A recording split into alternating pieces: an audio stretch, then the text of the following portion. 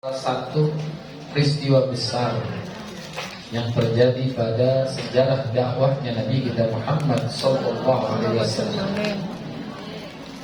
Kalau boleh disebut peristiwa Isra dan Mi'raj itu adalah peristiwa fenomenal, peristiwa yang sangat luar biasa. Kenapa? Karena tidak pernah terjadi sebelumnya dan diyakini tidak akan terjadi lagi setelah. Itulah disebut dengan peristiwa fenomenal. Ada lagi kebesaran-kebesaran Allah yang lainnya yang telah Allah tunjukkan dalam kehidupan kita sehari-hari. Dan itu bukan hanya ada, tapi banyak. Yang sering kita mengukur kebesaran-kebesaran Allah itu dengan ukuran kemanusiaan kita. Orang suka ngomong begini nih, Bu, kayaknya gue kagak bisa dah. Mana gitu ya? Kayaknya gue gak mampu. Di saat dia mengatakan seperti itu, karena mengukurnya dengan ukuran kemanusiaannya. Tapi jangan lupa ada yang maha kuasa. Sesuatu bagi kita tidak mungkin, tapi bagi Allah itu sangat mungkin. Makanya dulu kita masih kecil tuh ngaji, ada kitab yang ditulis oleh Habib Utsman, namanya kitab Sifat 20. Yang kita baca wujud, tidak, baqa, mukhalafatul hawadisi, yamuhu binafsihi wadariyatu darati. Ada kudrah dan iradah Allah. Makanya kita jangan berhenti tuh belajar kitab Sifat 20, kita hafalin. Nanti dari Sifat 20 yang kita hafal itu ada sifat nafsiyah, ada sifat salbiyah, ada sifat ma'ani, ada sifat ma'nawiyah. Sifat nafsiyahnya satu, contohnya apa? Wujudnya Allah itu dengan sendirinya.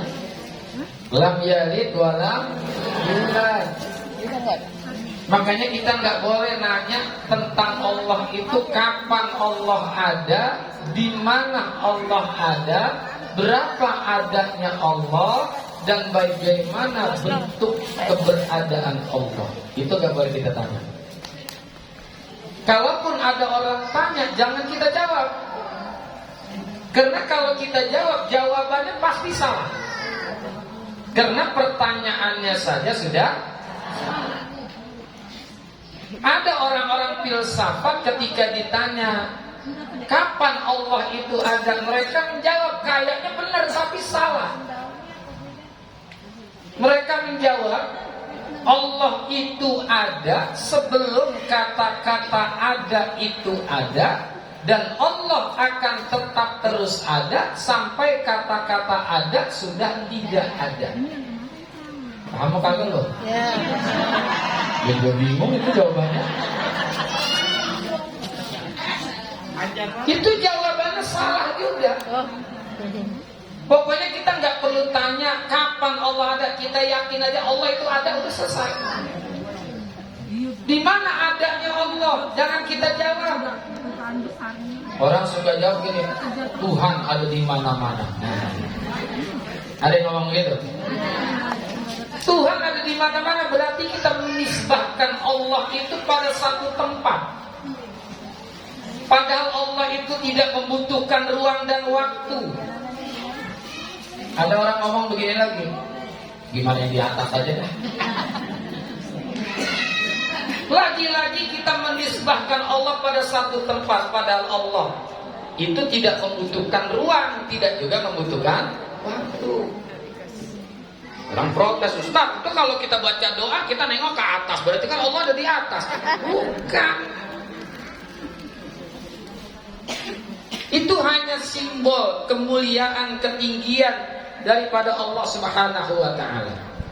Bukan dalam arti Allah itu ada di atas. Saya kasih contoh gini, orang lagi punya jabatan, presiden, gubernur, wali kota.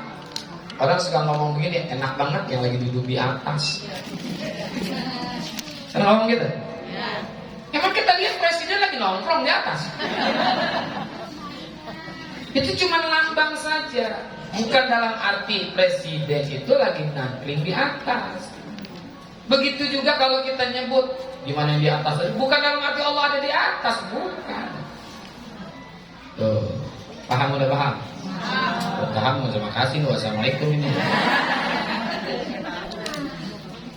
Jadi ada kebesaran-kebesaran Allah, maka itu tadi wujud idam maqam muhalafatul lil hawadisi yamuhu binafsihi wahdaniyat kudrat iradat ilmu ayat sama basar kalam qadiran muridan aliman ayat sami'an basiran mutakaliman. Ya Bu ya. Kenapa kita mesti mengenal Allah?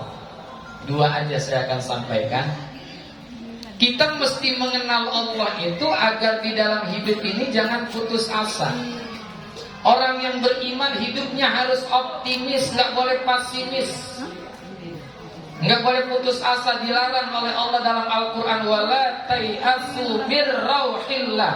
Jangan kamu putus asa dari rahmat Allah.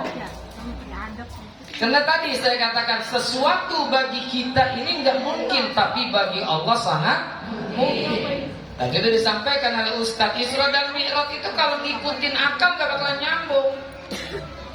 Jangankan Isra dan Mi'raj, saya tanya ibu-ibu nih Bu, duluan mana telur sama ayam?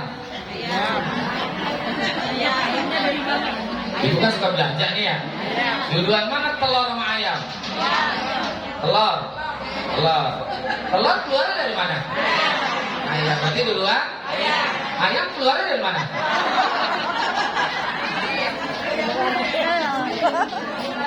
Gara-gara telur sama ayam itu main kata-kata telur goblok.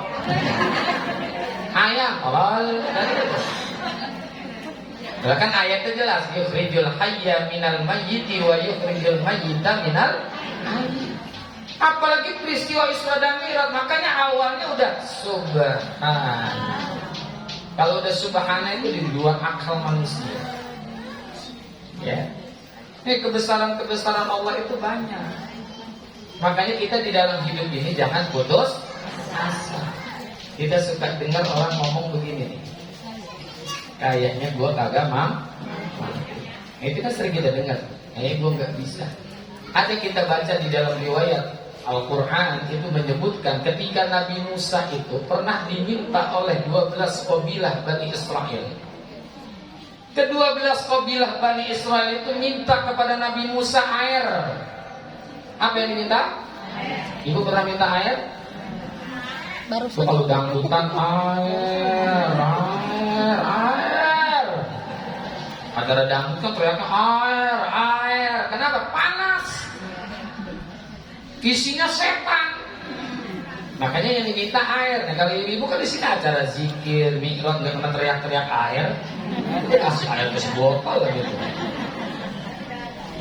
Tuh minta tuh 12 kabilah kepada Nabi Musa. Saat itu yang dipegang oleh Nabi Musa, tongkat di hadapannya ada batu. Ini kalau menurut akal nggak masuk akal nih. Yang dipegang tongkat di hadapannya ada batu. Kalau yang dipegang pacul, insya Allah gampangan dikit, gak bisa dibiarin ke tangan. Tapi yang dipegang oleh Nabi Musa, tongkat di hadapannya ada batu. Tapi muncul firman Allah, wadrib bi asraqal hajar fanfajarat min husnata asyrata aina fa'alima kullu unasin masyrabahum. Dalam ayatnya lain bukan panfajasat tapi panbajasat. Panfajarat, panbajasat itu ada bedanya. Sama, terpancar juga. Ini terpancar 12 kabilah, 12 mata air sesuai 12 kabilah yang minta air. Kenapa ini bisa terjadi? Terjadinya karena kebesaran Allah. Maka dari riwayat yang singkat ini, jangan suka ngomong ucapan yang suka kita dengar boro-boro. Nanti boro-boro. Beri banget ya. Kalau yang kagak paham saya kasih contoh begini nih. Oh, Bang, Bu, Pak, Mas, Mbak, nggak ada kepengenan pergi haji apa?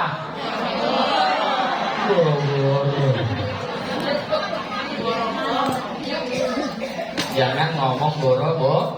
Apa yang kita ucapkan?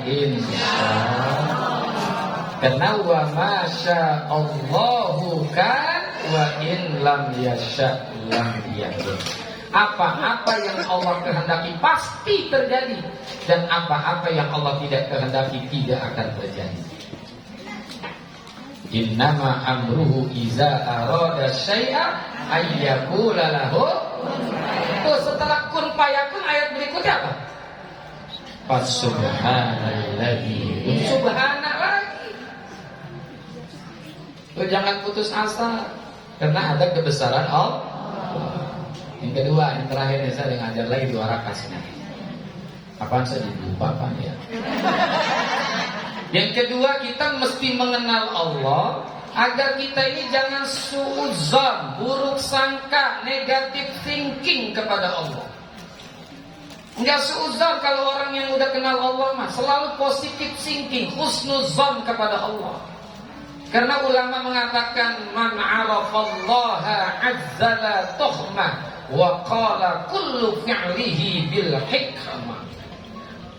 Orang yang sudah mengenal Allah azzala akan gugurlah, hilanglah tuhmah, akan buruk sangkanya kepada Allah.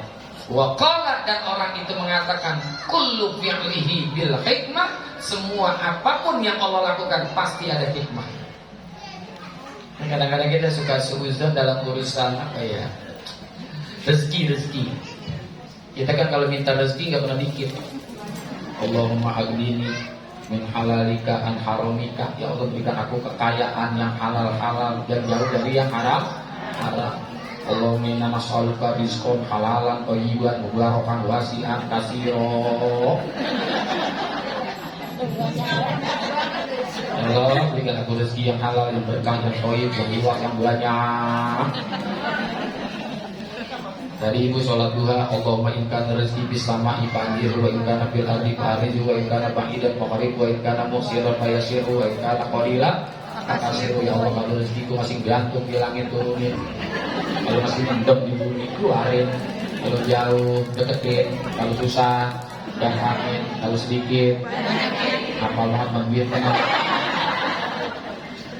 Ternyata hidup masih susah, masih miskin.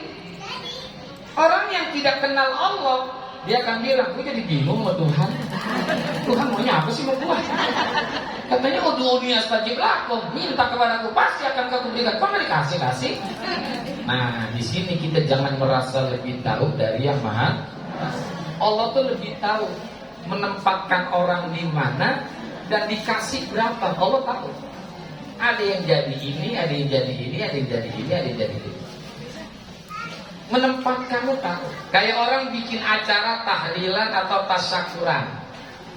Nih kayak acara kayak gini. Itu yang mimpin tahlil duduknya di depan, pembawa acara di depan, yang ceramah di depan, yang doa di depan. Kita orang biasa di belakang. Nggak boleh protes lah. Kok saya di sini kok? Lalu ngapain di depan? Di depan ini yang punya tugas, yang punya hajat tahu. Oh, ini dia yang tahlil, dia yang doa, dia membawa acara, dia yang ceramah. Begitu juga urusan pembagian berkatnya juga beda. Benar nggak? Ya Ustadz membawa acara biasanya dua. Ditambah pisang sesisir. Ya kalau kita satu sih, pisangnya juga bukan sisiran, potesan.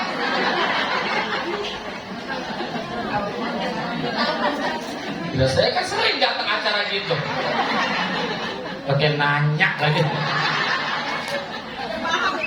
Tuh Allah tuh lebih tahu di menempatkan seseorang itu di mana, dikasih berapa Allah lebih tahu. Makanya jangan suudzon kepada Allah. Makanya orang soleh bilang al-ata'u minal khalqi hirmanun wal man'u minallahi ihsanun. Al-ata' pemberian, dari manusia itu merupakan firman, penghalang. Wal man'u minallahi ihsanun, dan kalau Allah tidak memberikan, justru di situ ada kasih sayang. Ini ibu-ibu kalau dijadiin orang kaya nih, kira-kira gini ada dari mana nih? Nyebut mall biasa aja udah mall.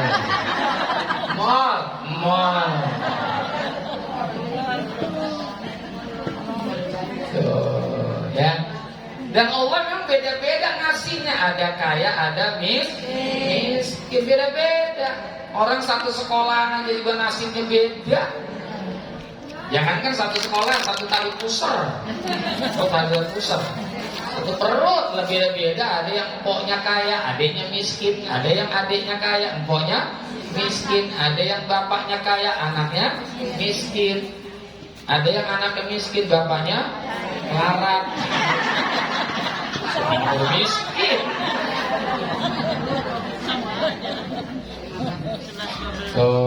Ini kita jangan sukuzon kepada Allah, nggak boleh. Dalam urusan rezeki nggak boleh suhu. Termasuk itu dalam urusan jodoh nih kita kadang-kadang suka sukuzon. Di kondangan, ya Allah, kita lihat laki bini jalan gandengan dia. Ya Allah, bininya udah tinggi, bersih, putih, mancung, wakep. Kulit koneng cangkang cangkang. Kuna podas tipung tariku. Berem jalan ayam panas coklat. Apal banget lu ya.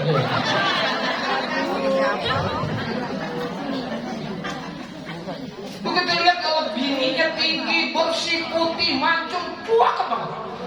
Lakinya sampai itu melas ya. Pendek, hitam, hidung pesek, rambut keriting, kaki bugar. Iya, kita kan nggak tahu duitnya, kita kan suka mikir ini dari mana jalan sih. Atau sebaliknya kita lihat ada orang suaminya tinggi, bersih, putih, mancung, buanteng. Kasih siapa? Udah ganteng lagi, buanteng. Kita lagi lihat bininya melas lagi ya. Bini udah pendek, lebar. Bini lebar. Badan kayak guguk. Kalau tanah mah lebar enak, kita ukur pergi umroh.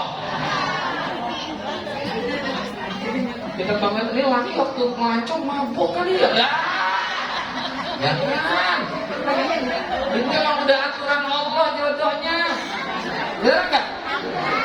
Nggak ada orang pacaran sama siapa, nikahnya sama siapa. Ini kok ya? Di pacaran orang Palembang, gak kenal sama pempek. Pacaran sama Padang, ketemu Bandang. Pacaran sama orang Sunda, gak kenal lalapan. Ujung-ujungnya sayur asem. Betawi juga.